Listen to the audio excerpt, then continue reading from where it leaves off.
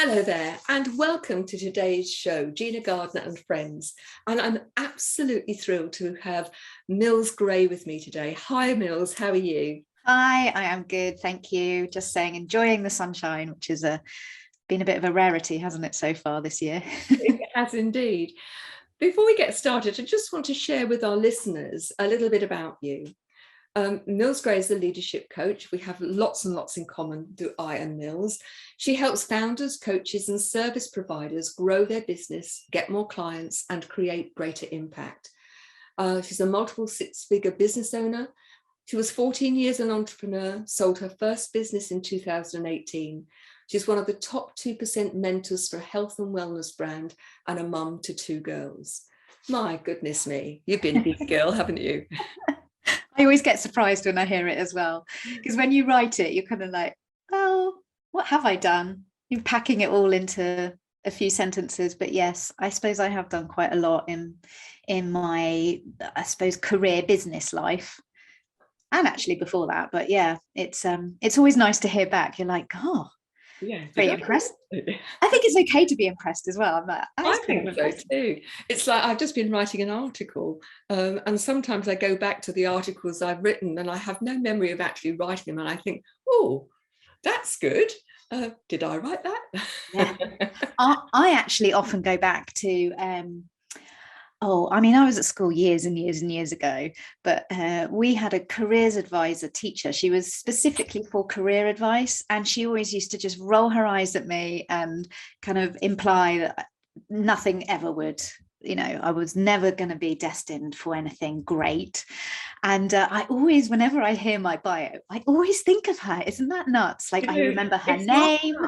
And it's actually come up in quite a few interviews with people who have made amazing success of their lives, that how often a teacher or a parent has said in their early days, we're not going to amount to much. And actually, one of the guys I was talking to quite recently said, I'm really grateful for that teacher, because in that moment I decided I'm going to show you. Yeah. Mine wasn't so much in the moment. I almost agreed with her. That's a sad thing. That's the danger, isn't it? That when you do agree with somebody who puts you down and limits you, if that becomes your belief, then that's really tricky. And it's only when you become aware, in fact, that's what the article was about. It only when you become aware that you have an opportunity to do something about it. Yeah, absolutely. But I want to backtrack. Before we get going in our general conversation, we could talk for England, the UK, probably the world.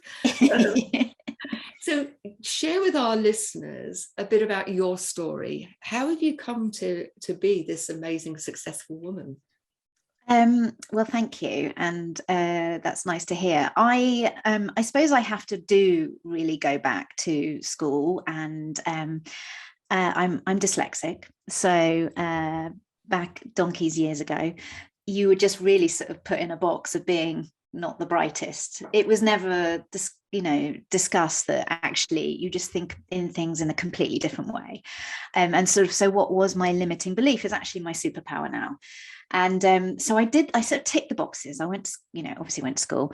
I got into uni, and I got in through a side door. It was brilliant. I got in doing something called an HND, which all my friends used to take the mickey out of me, saying it stood for have no degree. It was actually half a degree. And that was fine. I got in, so I was like, cool, I'll just do the thing that my parents want me to do and that everybody else is doing. Apprenticeships were around, but that just wasn't really on my radar. And then halfway through my first year, they said, we're going to change this, and you can do a BA honours, which just in my mind meant, great, I've got one more year at uni, one more year to party. and so anyway, I left uni. I did scrape through getting a degree, and I fell into sales. And I fell into sales because really I went to see a recruitment consultant, and she said, oh, you're quite chatty, you'd be great at selling. And that is literally it. That is how I got a job. And I worked for the Financial Times, which is, for anybody who doesn't know what that is, it's a financial newspaper, quite an established newspaper. Very prestigious. Very prestigious. And I remember thinking, oh my goodness, like I failed my maths GCSE, which is like, the exams you do when you're 16. I failed that 4 times. So I laughed because I was like, oh my goodness, I'm working for a financial newspaper. And I can't really add up, but I didn't need to. It was all to do with selling. And so I did do that and I really enjoyed it. And it did actually give me a really good insight into kind of business and corporate life. And it was in the late 90s, very beginning of early 2000. And so there was this real boom of kind of selling world where people were making kind of crazy amounts of money. And it was real old school, it was very male dominated. And if people did well in a cell, they'd like ring a bell. It was kind of like the movies when you watch, like, not quite the Wolf of Wall Street, but it was it was quite hedonistic and lots of like very masculine energy, which is fine because I do have that. I do have that drive. But anyway, to cut a long story short, I was a victim of a violent attack in London. And I decided that I was young and I just thought, what am I doing here? Let's just go and enjoy myself. And I literally just left. I left the sort of big wide corporate world and went and traveled. I thought I was just going to take like 6 months off, come back and go back into corporate. But 6 months turned into 3.5 years. And I became a scuba dive instructor, living in Thailand and Malaysia and Australia, Egypt, and these amazing countries, teaching scuba diving and really enjoying what I was doing. And I got this like taste of freedom. And I was like, my goodness, there's so many people here who haven't prescribed to that normal, what we're encouraged to do way of life. And I really enjoyed that. I really enjoyed meeting these people. I thought they were super fascinating. And I like the fact that they'd sort of rebelled against, I mean, saying rebelled against society is a little bit dramatic, but they just had taken different paths and were really enjoying themselves. And so I sort of stayed on that path for a while. And then when I came back to the UK, my father had moved to Portugal and he was a real entrepreneur. He always had been very much about working for yourself. And he offered to kind of start with me a business, which was a painting holiday company in Portugal. And so I did that. I was like, yeah, I can get people there. Like, that was my thing. It's like, can I do it? Yeah. Show me an opportunity. I can get people there. I'm very much a yes person. And that was the start really of my business journey.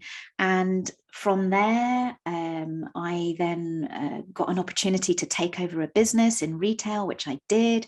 That's the business that I sold. I got an opportunity to work within a health and wellness brand, which I did, and I've been doing that for several years. I've kind of petered out of doing that now, but for a good 7 years, I was, mentoring and helping people to establish their businesses.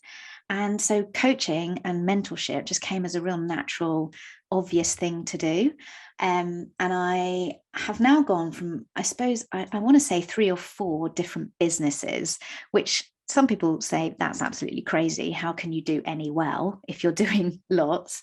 And there's an element that I kind of agree with that. But I think if you've got the right systems in place, you can do more than one. But I've gone from 4 to 1, and it's given me a whole new energy because it's my sole focus. And so at the moment, I'm just saying at the moment, because knowing me, something will come along and I might, take a little side eye at what that is. But at the moment, I'm just solely focused on my coaching and mentorship, and I love it. So yeah, so that's kind of in the nutshell how I got to today.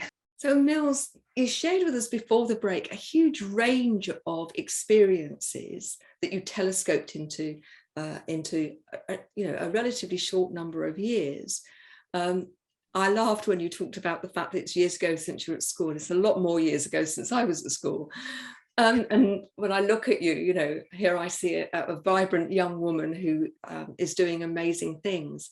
But what were the lessons that you took out of your experiences that would be of value, I think, to our listeners?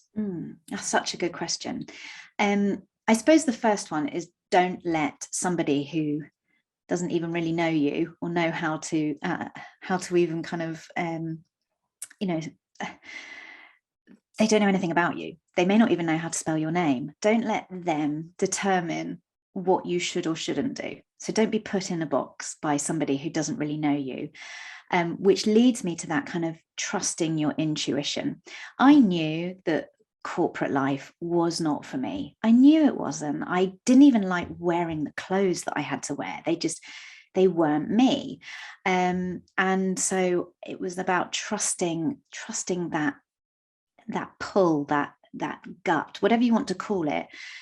If that's there and you ignore it, I don't think that life delivers you the right opportunities.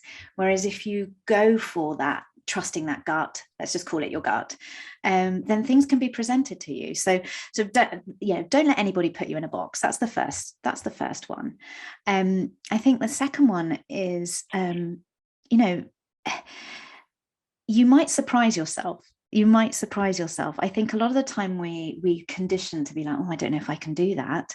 But I think you can pretty much learn anything along the way if it aligns with you, if it lights you up, if you are enjoying yourself, if you're finding joy in life, then you will probably be able to learn something. So if you're sitting here thinking, oh, I'd love to do something like that, but I don't know what I could do, then really sit with what is it that you like to do. That's the first thing. What is it that you like to do? Start to do it a little bit more and see what opportunities are presented to you. And then say yes. Be more yes. Just be more yes to everything. Be more yes. Isn't it interesting, the don't let people put you in a box, how many people are conditioned by a chance remark that says you're stupid or that you can't, and how for some people that keeps them stuck in that victim to circumstance, if you like, the whole of their lives. That chance remark becomes a belief which then continuously limits them from trying to get outside the box because they're frightened. What will people think? What if I fail? What if it's difficult? And as a result, they stay in that cage. Yes, that keeps them playing small. Definitely. And I mean, you could say it's people pleasing, but I don't think people often recognize it as people pleasing. But you're almost, it's quite hard work to go against the grain, to do something different, because you will have a lot of resistance along the way of people saying, oh, I wouldn't do that, or oh gosh, aren't you brave, or and that takes courage to be able to go, well, actually, you probably could do that, but I'm going to do that. And a lot of the time people just want to fit in and want to go in the direction that everybody else is going in, because it's kind of almost seen as safer. I'm sure lemmings believe that going with the crowd is safer until they go over the cliff, It's interesting that you talked about the externals, people pleasing. And I think that's a huge part of this. But I also think that part of it is that many people are very, their fear means that the internal dialogue about pleasing what they see as pleasing themselves is, I'm only safe enough to do this, or that's too much of a jump. We talk about comfort zones, and I think very often it's useful. A friend of mine, Lizzie Bernthal, talks about familiarity zones, and we stay with the familiar even when it's uncomfortable. And I think if you're listening to this and you are in a job that you hate and you're worried about the mortgage and how do you feed the kids, and those are huge considerations, aren't they? It's very different when you're young and carefree. Yes. And I think that's a really good point. I was fortunate enough to not have dependents. I could just go and do that thing. And I know that there are some people who might be listening going, well, I'm in a completely different stage of life. But I always think if you're open to looking outside of that kind of linear perspective, look at it from a different angle, you might find something that you can incorporate into your, let's just say, slightly mundane job that you don't really like, and what other opportunities are presented to you. Because as soon as that happens, as soon as you have that awareness and that ability to look at something in a different light, I then believe that opportunities arise. Perspective becomes our truth, doesn't it? It's not the only truth. again, there's so much within that, you know, I've worked with so many clients who come to me and say, I don't like what I'm doing, but I can't afford to let go. And I said, you know, it's this very black and white, either or. I'm either in full-time work or I'm working for myself, rather than looking at initially a hybrid, you know, that you can have a full-time job and you start to do something, work on something that you really enjoy, and then build that up to the point where you can afford to do it. But also this business of opportunities present themselves when you see the possibilities. I was talking to someone who mentors me, is my spiritual mentor, and we were looking at an image of one of these Chinese good luck frogs. And from the side view, you could very plainly see that there was a coin in the frog's mouth. But when you looked at front view, initially, it didn't look as if there was a coin there. You had to really look in order to see that thin slither of metal, which was the coin. And I think so often we get completely stuck because our perception is just looking at things in one particular way. And if you can take it from a front view to a side view as something different, those opportunities present themselves, don't they? Absolutely, absolutely. And I think perhaps if you're stuck, which lots of people could, you know, say, yeah, I'm stuck, is I would actually suggest go and do something that is completely random to maybe something that you've ever done before. Like for me, when you were talking about that, I was thinking of like, oh, I remember when I did a sound bath the other day. It was the most incredible sound. I do lots of different types of energy healing. And I said to the instructor, I said, do you know that every session I ever do, I go into this different realm and I love it. And then when I come back, there's this irritation. I feel irritated. I feel irritated that it's not quite finished. I feel irritated that there might be other people around me, which is not really like me. And she just said, oh, that's just because you've gone into a 5D dimension and now you're back into like your body. And I was like, oh, that's a really different way of looking at it. And so if you're a bit stuck, go do something like that so that you give your body an opportunity or your consciousness to just expand. And you never know what kind of idea might come to you where you come back and you're like, oh. It's my belief that we are at the watershed of a very new era, and that many people are feeling a discomfort because the old way of being, the old ways, you know, if you look at the old institutions, they're not serving us, that, you know, people feel that things are out of whack. And my belief is that that's part of the growing awareness that we are moving forward and that we are developing in a very different way. Be really interested in your take on it. Yeah, I love that because I actually feel that the institutions are slightly nervous about it because the spiritual world is growing because there's more awareness. And actually they do work in synergy together. The reason there's more awareness is because of things like the internet and big tech companies. You're able to discover many more things that perhaps when you and I were kids, there was just no opportunity to know about some kind of amazing spiritual experience in Peru, unless you were in Peru. Whereas now that has sort of become much more at the forefront of people's minds, or of people's ability to research it and see things.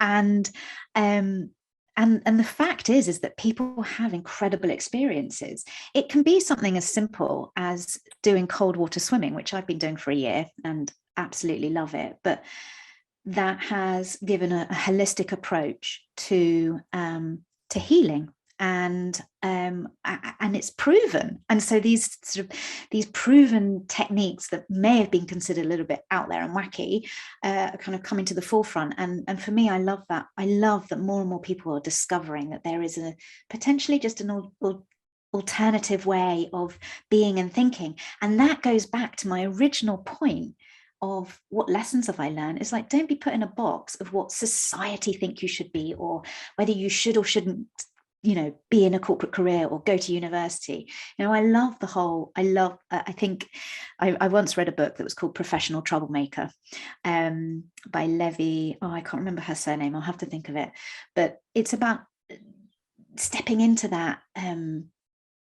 Troublemaker is not the right word, but rebel in the way of your thinking. And for me, spirituality kind of fits into that a little bit, because it is a little bit rebellious. It is a little bit doing something that maybe you shouldn't. But again, when you dive into it, new opportunities come around, new ways of thinking. Absolutely. One of the things that strikes me is I do a lot of work around leadership. And, in the past, talking to people about using their intuition, for example, would have been seen as, where's your Indian flowing your cotton robes? This is a bit out there, it's pink and fluffy. And yet Warren Buffett talks about the fact that he did not listen to his intuition early in his career, and it cost him $1 billion. If you look at, the way in which business people now need to operate, things have to change. And being in harmony with oneself. My big thing is you can't lead other people unless you can lead yourself, and leading yourself means knowing who you are, and you are a spiritual being whether you like it or not. And so exploring that and being curious seems to me really, really sensible. And I know that when I talk to business leaders, initially I might not use the language, but actually the essence of it is know yourself, listen to that inner wisdom, make connection with source or God or whatever you choose to call it, and the door of limitless possibilities open up. And although it's only one element of creating a highly profitable, holistic business, it's a really important part of it. Absolutely. And it's what keeps you, for me, it's what keeps me going on a day-to-day basis, is knowing that I've just got to trust the process and that the right thing will happen. And that makes me lead better, because I think there's definitely the idea that almost like, well, I certainly live this, I have to hustle to get results. That was always the thing. It's like, the harder I work, the more results I get. The harder I work, the more results I get, which is not true. And I had to sort of really take a step back. And when it comes to leadership, I think the more that you are in tune with the possibility of flow, of knowing yourself, of trusting what is right for you, the better you lead. And more, I think that the more you have conversations with people, I really liked what you said, is you don't always use that language to start with, because some people might be a bit like, ooh, whoa, you're a bit woo-woo. But actually, I think more and more people, especially if they are leading successful businesses, have tapped into that already. I think it's almost a necessity. I agree with you. It's interesting, I've worked with businesses since 2004, which is when I left being a head or a principal. And there's been a significant shift. And maybe it's just that business leaders who are aligned with that are the ones that have found me.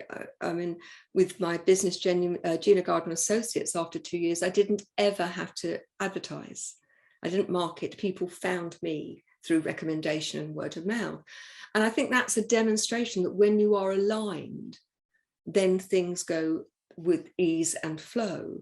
And that the struggle comes when something's out of whack, whether that's you or what you feel your purpose is or whatever, and then things are difficult. I've just taken a glance at the clock and realised that we're running out of time. We could go on all day. So where can people find you, and tell people what you do and where people can find you if they'd like to work with you? Absolutely.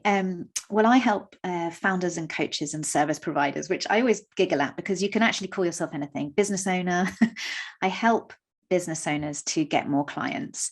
And I look at that from a very, very hybrid of strategy and mindset, with a bit of sprinkle of spirituality. That's kind of my 3 pillars tend to cover off all 3. I think it's really important. And I have a group coaching program, and I work one-on-one. Where you can find me is Instagram is probably the biggest place that I hang out, which I'm Mills_Gray, Gray. And yeah, just I have a YouTube channel. I am on Facebook.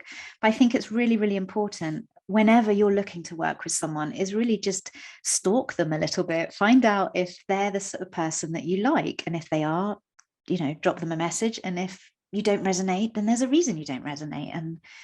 And so anybody who is listening who wants to say hi, just come and say hi. I'm always up for networking. I love connecting with people. So yeah. That's absolutely brilliant. Thank you. Thanks for joining me. Please join me at the next time. In the meantime, be safe.